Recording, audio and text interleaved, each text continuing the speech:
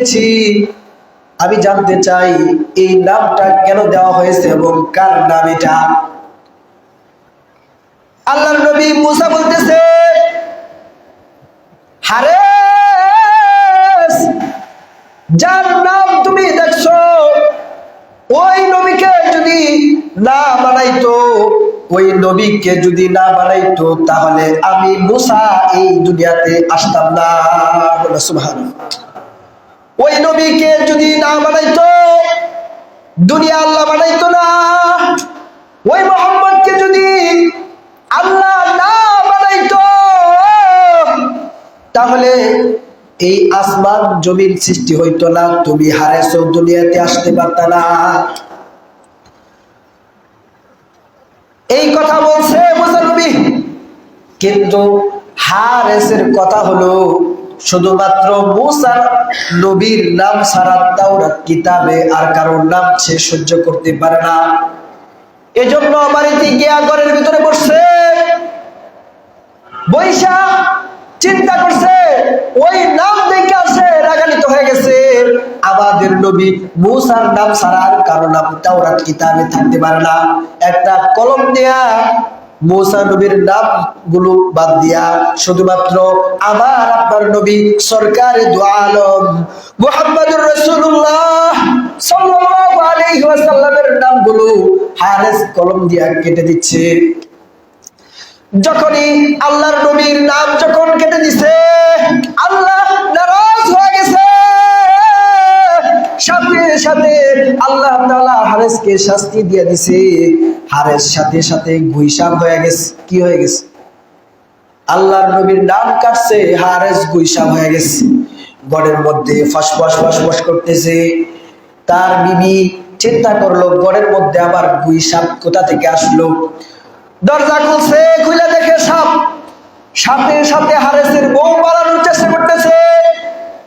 হারেস ডাক দিয়া কই, আমারে দেখা পালায় না, আমি গুই সাপ না, আমি তোমার স্বামী হারেস, তুমি আমার দেখা পালায় না। বিবি কইতেছে, তাহলে তুমি কেমনে গুই সাপ হয়ে গেলা? হারেস কই, ওই যে তাওরাত কিতাবের মধ্যে দেখছি আমার নবী, আমাদের নবী মুসারে বাদ দিয়াও আরো নাম মুহাম্মদুর রাসূলুল্লাহ লেখা দেখছি, সেটা দেখা আমি রাগান্বিত হয়ে গিয়া ওই নামগুলো আমি তাওরাত কিতাব থেকে কেটে দিছি। আর যখন এই নাম কেটে শেষ করছি, সাথে সাথে আমি গুইসা হয়ে গেছি। তাড়াতাড়ি করো, পয়গম্বরের কাছে, মুসা পয়গম্বরের কাছে আমারে এই মুহূর্তে নিয়ে যাও, কারণ মুসা পয়গম্বর ছাড়া আমি এই পাপ থেকে, এই অভিশাপ থেকে মুক্তি হইতে পারবো, এই রাস্তা কেউ দেখাইতে পারবে না। হারেসের বিবি সাথে সাথে হারেসকে দিয়া যখন মুসা নবীর দরবারে চলে গেছে, মুসা নবীকে হারেস সব কিছু বলছে। আপনি বলার পরেও আমি ওই যে সরকার দু আলম নবী মুহাম্মদুর রাসূলুল্লাহর নামটা কেটে দেওয়ার পরে সাথে সাথে আমি গুইসা হয়ে গেছি। আল্লাহর নবী মুসা কয়, হারেস তুমি কি করছো? তোমাকে তো বলছি যেই নবীকে না বানাইলে আমি মুসাকেও আল্লাহ বানাইতো না, যেই নবীকে না বানাইলে আসমান আল্লাহ বানাইতো না, যেই নবীকে না বানাইলে জমিন আল্লাহ বানাইতো না। তুমি কেমনে করে সেই নবীর নামটা তুমি কেটে দিলা? আল্লাহর কাছে মুসা নবী হাত তুলে দোয়া করতেছে, আল্লাহ,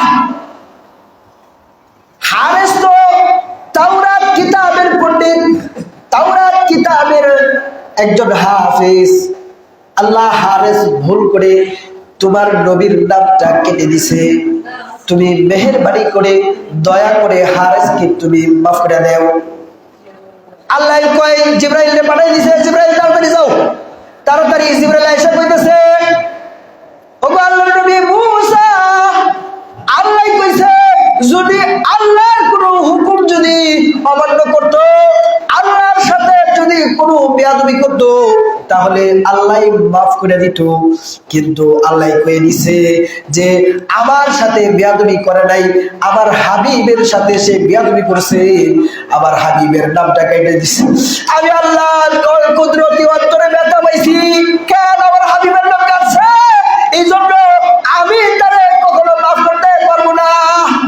বলে আপনি দোয়া করলেও লাভ নাই, কারণ সে আমার নবীর সাথে বেয়াদবি করছে, আমার নবীর নাম তাওরাত কিতাব থেকে কাটা দিছে, আমি তারে মাফ করতে পারবো না, মাফ করব না। হারেস মুসলমানরা কইতেছে, ওগো নবী, আল্লাহ যেহেতু আমারে মাফ করবে না, তাহলে আপনি আমি মানুষ হই এটা আমার দরকার নাই, শুধুমাত্র আল্লাহর কাছে একটা দোয়া করে দেন, যাতে করে ওই আখিরি জামানার নবী সরকার দু আলম মুহাম্মদুর রাসূলুল্লাহ যখন দুনিয়ায় আসবে ততদিন পর্যন্ত যেন আল্লাহ তাআলা আমাকে হায়াত দিয়া দেয়, তাহলে আমি আমার নবীর কাছে মাপ চাইতে পারবো, আমি আল্লাহর নবীর কাছে দুইটা পায়ে ধরে ক্ষমা চাইবো, তারপরে যাতে আমার মৃত্যু হয়, এই দোয়াটা করে দেন।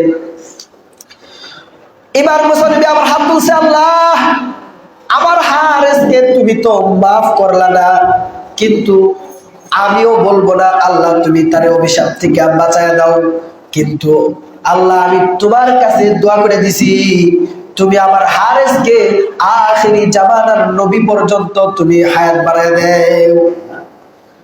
আল্লাহ দোয়া কবুল করছে। হারেস গুইসাপ হইয়া দুনিয়াতে আছে, আল্লাহর নবী কবে দুনিয়ার জমিনে আসবে অপেক্ষা করতেছে।